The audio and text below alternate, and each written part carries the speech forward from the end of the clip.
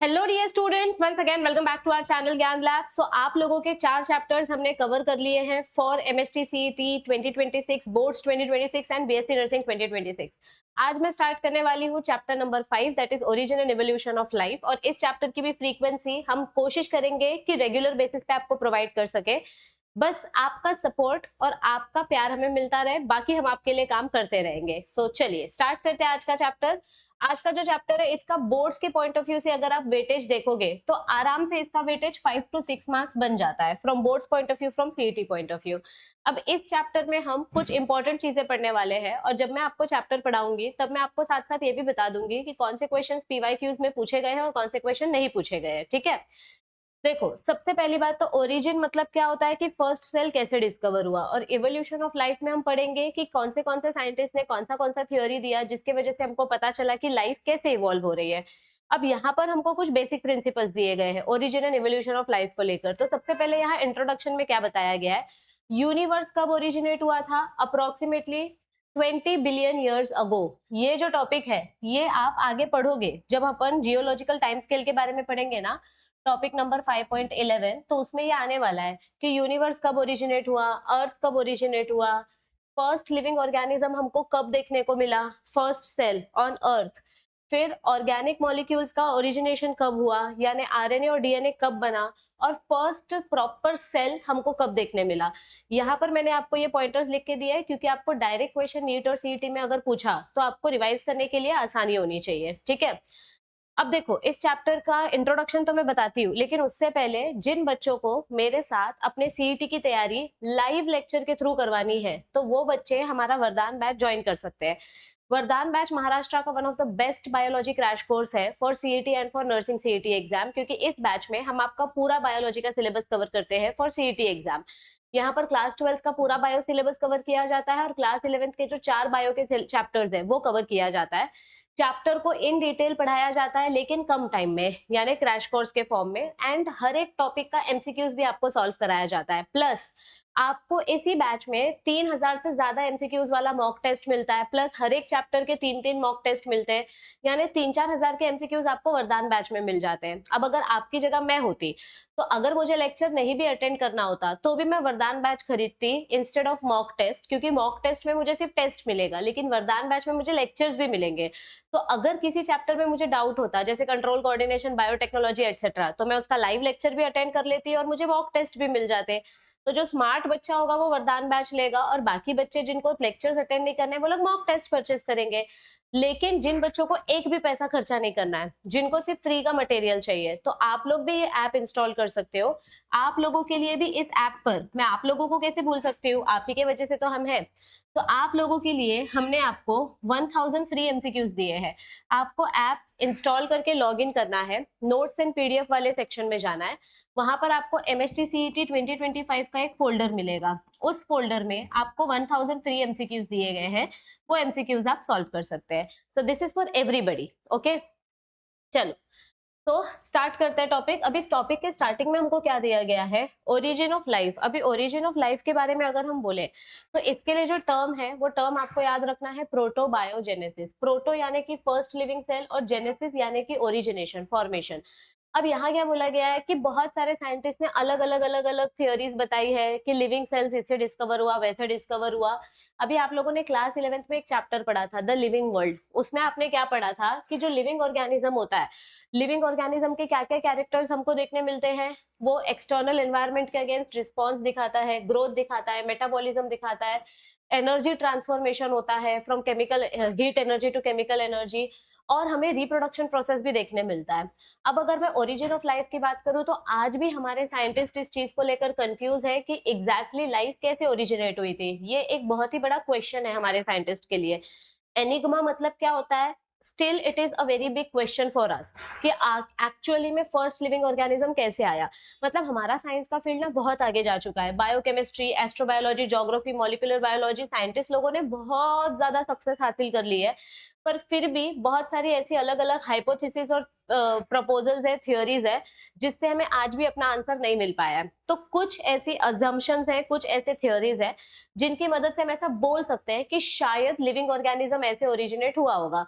तो वो 4 थियोरीज कौन सी है, आपको उनका नाम पता होना चाहिए और शॉर्ट में उसका मीनिंग पता होना चाहिए। जो पहली थियोरी आपको दी गई थी that was theory of special creation, यानी कोई सुपर मैजिकल पावर है, कोई गॉड है, कोई नेचुरल पावर है और उस गॉड ने बोला तथास्तु और लिविंग ऑर्गेनिजम्स प्रकट हो गए। तो this is the first theory. ये थियोरी रिलीजियस बिलीफ के ऊपर बेस्ड है। इस थियोरी का कोई साइंटिफिक लॉजिक नहीं है, there is no scientific proof. और ये थियोरी सबसे पुरानी थियोरी है और ये थियोरी सुपर नेचुरल पावर के ऊपर बेस्ड है। तो जिन लोगों को चाहिए वो ये थियोरी बिलीव करते हैं, जिनको नहीं चाहिए वो साइंटिफिक थियोरी में बिलीव करते हैं। जो दूसरी थियोरी है वो है कॉस्मोजोइक थियोरी। कॉस्मोजोइक थियोरी को हम थियोरी ऑफ पैंस्पर्मिया भी बोलते हैं। यहाँ पर क्या बोला गया है कि अर्थ पे जो लिविंग ऑर्गेनिजम्स पाए गए हैं वो अर्थ के है ही नहीं, ये कहीं और से आए हैं। जैसे कि अभी रिसेंटली कुछ साल पहले डिस्कवरी हुई थी, नासा वालों को मार्स के पत्थर पे कुछ लिविंग ऑर्गेनिजम्स मिले थे। तो नासा वालों को जो मार्स के पत्थर पे लिविंग ऑर्गेनिजम्स मिले हैं उससे पता चलता है कि अर्थ पे जो लिविंग ऑर्गेनिजम्स है वो अर्थ के है ही नहीं, शायद कोई और प्लैनेट का मीटियोरॉइड टूटकर अर्थ पे आया और उसी के थ्रू माइक्रो ऑर्गेनिजम्स भी अर्थ पे आ गए। तो हमारे जो लिविंग ऑर्गेनिजम्स है वो हमारे नहीं है, वो कहीं और से आए हैं। This is cosmozoic theory. तीसरी थ्योरी हमको क्या बताती है, theory of spontaneous generation. This is abiogenesis, यानी नॉन लिविंग ऑर्गेनिज्म से लिविंग ऑर्गेनिजम्स प्रकट हुए। एक वॉन हेलमोंट करके बहुत ही महान साइंटिस्ट थे, उन्होंने क्या एक्सपेरिमेंट किया था, कुछ उन्होंने गंदे कपड़े लिए, उस गंदे कपड़े में स्वेट का स्मेल था और कुछ उन्होंने खाना वगैरह उस कपड़ों के पास रख दिया। अब उन्होंने क्या ऑब्जर्व किया कि इन गंदे कपड़ों को और खाने को अगर मैं 20 दिन के लिए एक साथ रख देता हूँ तो वहां से अपने आप चूहे प्रकट होंगे। I am so sorry. हाँ, लेकिन ये थियोरी टोटली अजम्पशन के बेसिस पर बेस्ड थी, इसका कोई साइंटिफिक लॉजिक नहीं था। तो ये थियोरी बोलना कि नॉन लिविंग थिंग्स से लिविंग थिंग्स प्रकट होते हैं, सॉरी, ये टोटली रॉन्ग थियोरी थी। और इसको रॉन्ग किसने प्रूव किया, लुइस पास्टर ने। ये जो अबायोजेनेसिस वाली थ्योरी थी it was disapproved by Louis Pasteur. Louis Pasteur ने एक एक्सपेरिमेंट किया था, स्वान नेक एक्सपेरिमेंट, और रेड्डी नाम के साइंटिस्ट थे, इन्होंने भी एक एक्सपेरिमेंट किया था। अभी दोनों एक्सपेरिमेंट में क्या दिखाई दे रहा है, यहाँ पर हमने एक मीट का पीस रखा है और इस ढक्कन को हमने कवर करके रखा है। जब तक इसका स्मेल बाहर नहीं आएगा तब तक कोई भी कीड़ा, कोई भी इंसेक्ट इस पे अट्रैक्ट नहीं होगा। लेकिन जैसे ही आप इसके ऊपर का ढक्कन निकाल देते हो और इसको एक कपड़े से कवर कर देते हो तो वो जो स्मेल है वो स्मेल बाहर जाने लगेगी और कीड़े ऑटोमेटिकली अट्रैक्ट होने लगेंगे और वो कीड़े उस कपड़े में होल करके अंदर चले जाएंगे। अब जब आप कुछ दिन के बाद इस डब्बे को देखोगे तो अंदर आपको बहुत सारे मक्खी और बहुत सारे कीड़े दिखाई देंगे। इसका मतलब ये नहीं है कि इस मीट से ये मच्छर उगे हैं, इस मीट से ये कीड़े उगे हैं, नो। ऑलरेडी मीट मतलब ऑलरेडी कीड़े एग्जिस्ट करते थे, सिर्फ स्मेल से वो नजदीक आ गए। अब यहाँ पर देखो, ये लुइस पास्टर सर ने एक्सपेरिमेंट किया था। इन्होंने कुछ न्यूट्रिएंट सोल्यूशन लिया, उसको ब्रॉथ बोलते हैं, मतलब एक पानी में कुछ न्यूट्रिएंट्स ऐड किया, उसको अच्छे से बॉईल किया। जब आप किसी भी न्यूट्रिएंट सोल्यूशन को बॉईल करते हो तो उसके अंदर के सारे जर्म्स मर जाते हैं, तो यहाँ पर नो माइक्रो ऑर्गेनिजम्स। और इसको उन्होंने ना अच्छे से एक ट्यूब से कवर करके रखा है। ये जो ट्यूब है ये हंस की गर्दन जैसी दिखाई देती है। जो हंस वाला जो बर्ड होता है वो दिखने में ऐसा होता है ना, ऐसे एकदम मस्त सुंदर सा, उसकी जो गर्दन होती है ऐसी एकदम, स्वान की जो गर्दन होती है बहुत ही लचकीली और ग्रेसफुल होती है। तो वैसे ये नेक भी वैसा ही दिख रहा है, इसीलिए इस एक्सपेरिमेंट को स्वान नेक एक्सपेरिमेंट बोला गया था। तो इसके ऊपर ये जो ट्यूब लगाई गई है, इस ट्यूब की मदद से कोई भी एयर एक्सचेंज नहीं होगा, तो माइक्रो ऑर्गेनिजम्स अंदर नहीं जा पाएंगे। तो बहुत दिन तक हमने इस न्यूट्रिएंट को ऐसे ही रखा, बॉईल करने के बाद इसको कवर करके रखा, तो एक भी ऑर्गेनिज्म अंदर ग्रो नहीं हुआ। लेकिन जैसे ही हमने ये ढक्कन खोल दिया और जैसे ही हवा अंदर गई तो हवा में जो माइक्रो ऑर्गेनिजम्स थे वो माइक्रो ऑर्गेनिजम्स ग्रो होने लगे। इसका मतलब नॉन लिविंग थिंग से ऑर्गेनिजम्स ग्रो नहीं होते, ऑर्गेनिजम्स पहले से एग्जिस्ट करते हैं। सिर्फ जहां पर नॉन लिविंग थिंग होती है, जो भी फूड का सोर्स होता है, वहां पर वो ऑर्गेनिजम्स जल्दी अट्रैक्ट हो जाते हैं। तो इसीलिए अबायोजेनेसिस थ्योरी क्या थी, नॉन लिविंग थिंग से ऑर्गेनिजम्स पैदा होते हैं। ये थ्योरी गलत प्रूव हो गई, लुइस पास्टर ने इसको डिसअप्रूव कर दिया था। और चौथी थ्योरी थी थ्योरी ऑफ बायोजेनेसिस। इसमें ये तो नहीं पता चला कि फर्स्ट लिविंग सेल कैसे आया, यहाँ पर हमको ये नहीं पता चला कि फर्स्ट लिविंग सेल कैसे आया, लेकिन हमको ये पता चला कि नया जो सेल आता है वो प्री एग्जिस्टिंग सेल से आता है। Cells always reproduce from pre existing living organism, मतलब यहाँ पर रिप्रोडक्शन का कॉन्सेप्ट पता चला, लेकिन जो हम पता करने की कोशिश कर रहे थे वो नहीं पता चला। ठीक है, अब हमारे दो और साइंटिस्ट आए, ओपेरिन एंड हेल्डे।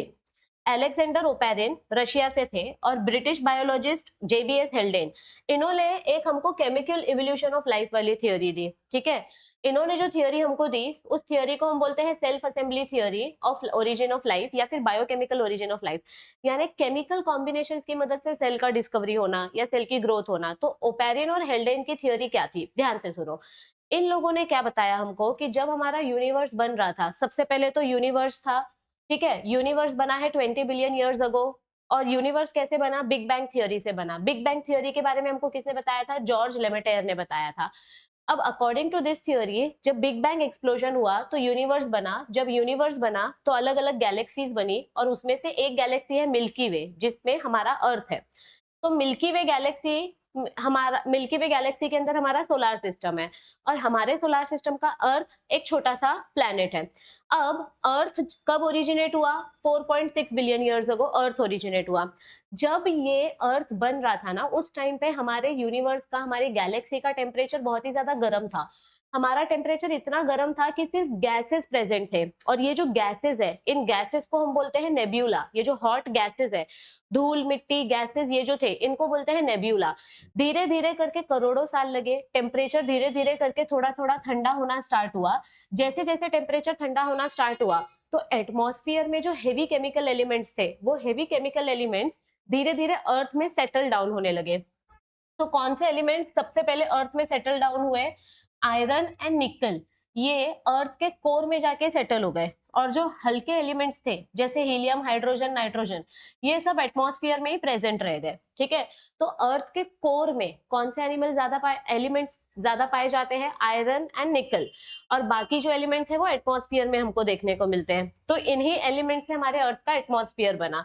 अब अर्थ का ये जो एटमॉस्फेयर था, ये एटमॉस्फेयर आज के एटमॉस्फेयर से काफी अलग था, क्योंकि आज के एटमॉस्फेयर में हमारे पास फ्री ऑक्सीजन प्रेजेंट है, लेकिन उस टाइम पे फ्री ऑक्सीजन प्रेजेंट नहीं था। उस टाइम पे CO2 प्रेजेंट था, H2O प्रेजेंट था, बट फ्री ऑक्सीजन नहीं था। तो आज का एटमॉस्फेयर और पहले का एटमॉस्फेयर बहुत अलग था। अब तो पहले सबसे पहले यूनिवर्स बना, फिर नेब्यूला बना, फिर एलिमेंट सेटल डाउन हुए। अब धीरे धीरे करके जब एलिमेंट सेटल डाउन होने लगे तो हमारा जो एटमॉस्फेयर है वो बहुत गर्म था ना। जैसे जैसे ये एटमॉस्फेयर ठंडा हुआ तो धीरे धीरे ये एलिमेंट्स आपस में रिएक्ट करने लगे। नाइट्रोजन हाइड्रोजन के साथ रिएक्ट करने लगा, नाइट्रोजन कार्बन के साथ, हाइड्रोजन कार्बन के साथ रिएक्ट करने लगा। तो ये सारे एलिमेंट्स एक दूसरे के साथ रिएक्ट करने लगे और हमको छोटे छोटे सिंपल एलिमेंट्स मिलने लगे। जैसे कार्बन और हाइड्रोजन एक साथ रिएक्ट करके मीथेन मिला, नाइट्रोजन और हाइड्रोजन रिएक्ट करके अमोनिया मिला, हाइड्रोजन और ऑक्सीजन आपस में वाटर बना रहे थे, हाइड्रोजन सल्फाइड बना रहे थे। तो हमारे अर्थ पे जो फर्स्ट केमिकल एलिमेंट्स बने, वो फर्स्ट केमिकल एलिमेंट्स कौन से थे, अमोनिया, वाटर एंड मीथेन। अब धीरे धीरे करके जब वोल्केनिक इरप्शन हुआ, देखो जैसे जैसे अर्थ का टेम्परेचर ठंडा हुआ तो ओशंस का फॉर्मेशन हुआ, सी बनी, रिवर बना, अलग अलग वाटर बॉडीज बने। ठीक है, और उस टाइम पे ना अर्थ के पास ओजोन लेयर नहीं थी। तो जब बिजली कड़कती थी या जब सनलाइट आता था तो एकदम यूवी रेडिएशन सीधा अर्थ में एंटर करता था, क्योंकि उस टाइम पे ओजोन लेयर का फॉर्मेशन नहीं था। तो विदाउट ओजोन लेयर जो अल्ट्रावायलेट रेडिएशन सीधा धरती पे आती थी, उस अल्ट्रावायलेट रेडिएशन की वजह से पानी के अंदर जो अमोनिया है, पानी के अंदर जो मीथेन है, पानी के अंदर जो वाटर है, ये सब आपस में रिएक्ट करने लगे। और आपस में रिएक्ट करके इन्होंने सिंपल बायोमोलिक्यूल्स बनाए। मतलब ये जो हाइड्रोकार्बन मॉलिक्यूल्स है, अमोनिया, वाटर, मीथेन, ये सब आपस में कंडेंसेशन करके रिएक्ट करने लगे। अभी करोड़ों सालों तक अगर आप दो दुश्मन को भी साथ में रखोगे तो वो दोस्त बन जाते हैं। तो यहाँ पर करोड़ों सालों तक ये केमिकल एलिमेंट्स एक ही साथ पानी में तैर रहे थे। आप सोचोगे ये पानी कहाँ से आया, पहले जब पृथ्वी बनी तो बहुत सारा धुआं था। धीरे धीरे करके जब ये गैस ठंडा हुआ तो यही गैस कंडेंस होके वाटर में कन्वर्ट हो गया। घर पे जब आप नहाने के लिए पानी गर्म करते हो तो जो वेपर्स होते हैं, उस वेपर्स के ऊपर जब आप प्लेट रख देते हो तो वो वेपर्स कैसे कंडेंस होके वाटर ड्रॉप्स बन जाते हैं, वैसे एटमॉस्फेयर में जो गैसेस थे वो कंडेंस होके वाटर ड्रॉप्स बने और उसी वाटर ड्रॉप से रिवर बना, ओशन बना। और धीरे धीरे करके यही गैसियस एलिमेंट्स पानी में मिक्स होते गए। अब पानी में मिक्स होके ये आपस में एक दूसरे के साथ रिएक्ट करने लगे। एक दूसरे के साथ रिएक्ट कर करके हमको सिंपल मॉलिक्यूल्स मिले, जैसे कि monosaccharides, amino acids, purines, पिरिमिडीन्स, fatty acids etcetera. और ये जो सिंपल मॉलिक्यूल्स है पानी के अंदर बन रहे थे। तो जब आप सूप बनाते हो तो सूप में कैसे हम नमक डालते हैं, हल्दी डालते हैं, कुछ वेजिटेबल्स डालते हैं। तो पानी, मतलब ये जो हमारा अर्थ का एटमॉस्फेयर बना वो दिखने में एक सूप जैसा था। तो हेल्डेन जो थे उन्होंने इसका नाम क्या रख दिया, हॉट डाइल्यूट सूप। या फिर इसको प्रिमिटिव ब्रॉथ भी बोला जा सकता है। लेकिन अभी भी हमारे पास फ्री ऑक्सीजन नहीं था, ना हमारे पास फ्री ऑक्सीजन था, ना हमारे पास एंजाइम था, तो हमारे पास सिर्फ ये सिंपल मॉलिक्यूल्स थे। अब ये सिंपल मॉलिक्यूल्स कई करोड़ साल तक आपस में रिएक्ट करते रहे। आपस में रिएक्ट कर करके ये जो सिंपल मॉलिक्यूल्स थे ये कॉम्प्लेक्स मॉलिक्यूल बन गए, यानी मोनोसैकेराइड्स बन गया, पॉलीसैकेराइड्स, फैटी एसिड से बन गया फैट, अमीनो एसिड से बन गया प्रोटीन, प्यूरिन्स और पिरिमिडीन से बन गए डीएनए, आरएनए, और ऐसे करके हमारा बना फर्स्ट प्रोटोप्रोटीन।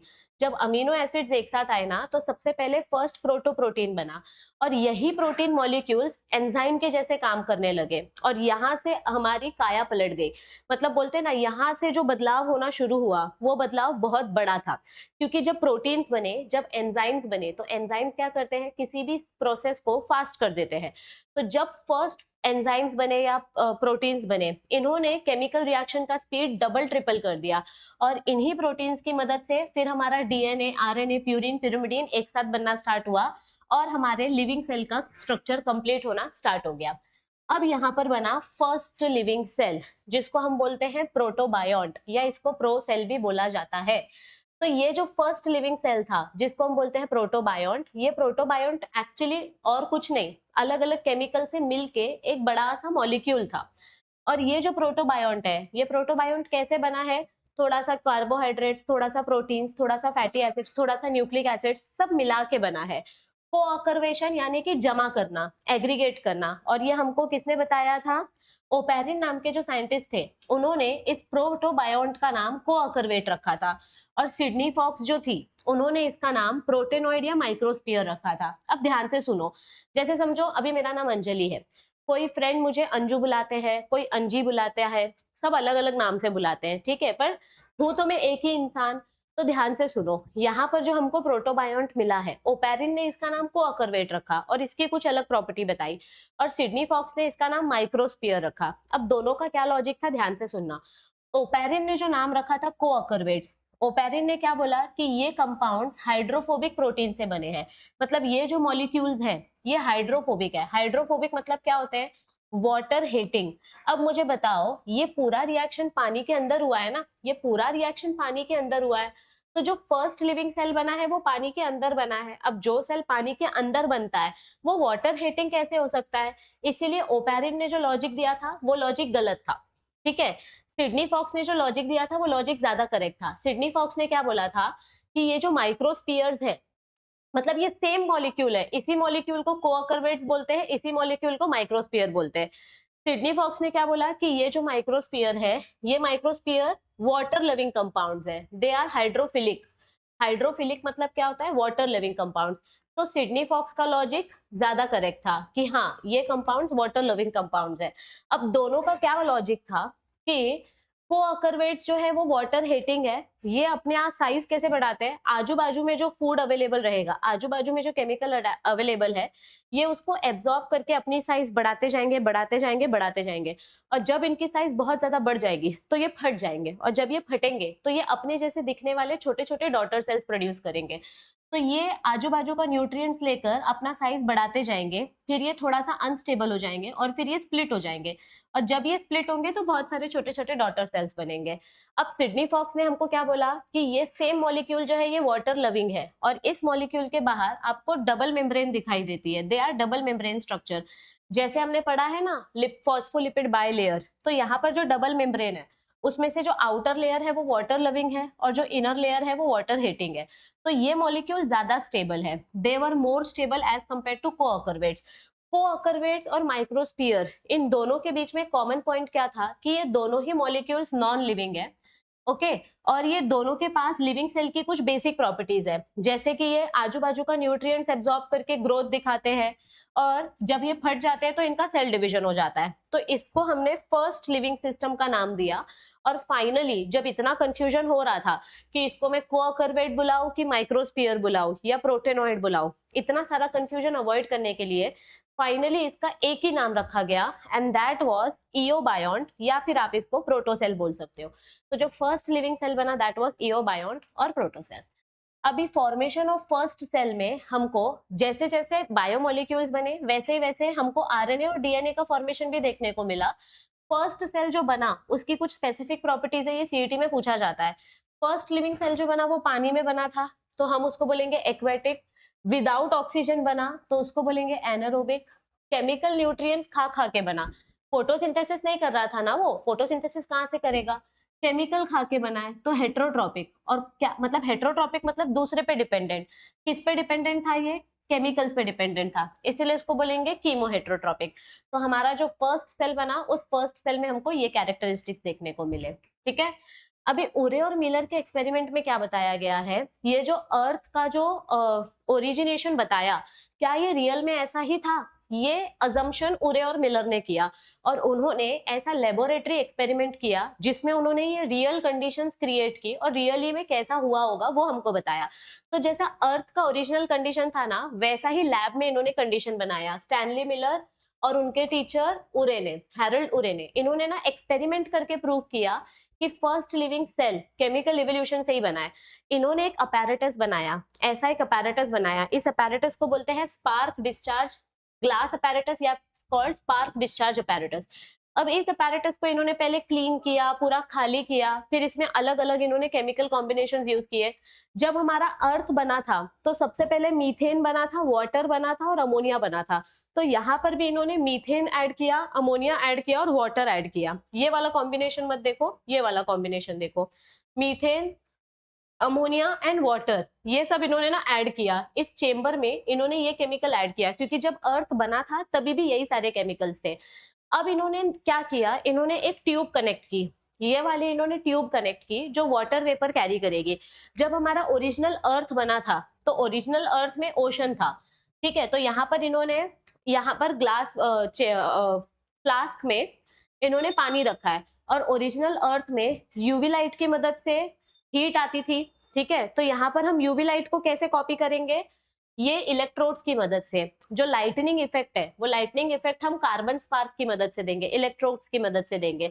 तो यहाँ पर मैं थोड़ा थोड़ा पानी को गर्म कर रही हूँ, पानी में से जो वेपर्स निकलेंगे ये वेपर्स कलेक्ट होंगे मेरे ट्यूब में और यहाँ पर इलेक्ट्रोड्स की मदद से इलेक्ट्रिक डिस्चार्ज अपीयर किया जाएगा।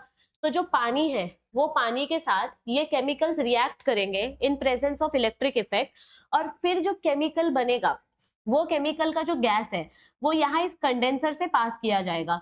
जब आप अपने गैस को कंडेंसर से पास करते हो तो ये गैस लिक्विड फॉर्म में कलेक्ट हो जाता है और इस वाटर ड्रॉपलेट को हम ये वाला जो ट्यूब है, यू शेप का जो ट्यूब है, इस ट्यूब में कलेक्ट करेंगे और फिर हम इस केमिकल का टेस्ट करेंगे कि इसमें क्या बना, अमीनो एसिड बना, न्यूक्लिक एसिड बना, क्या बना।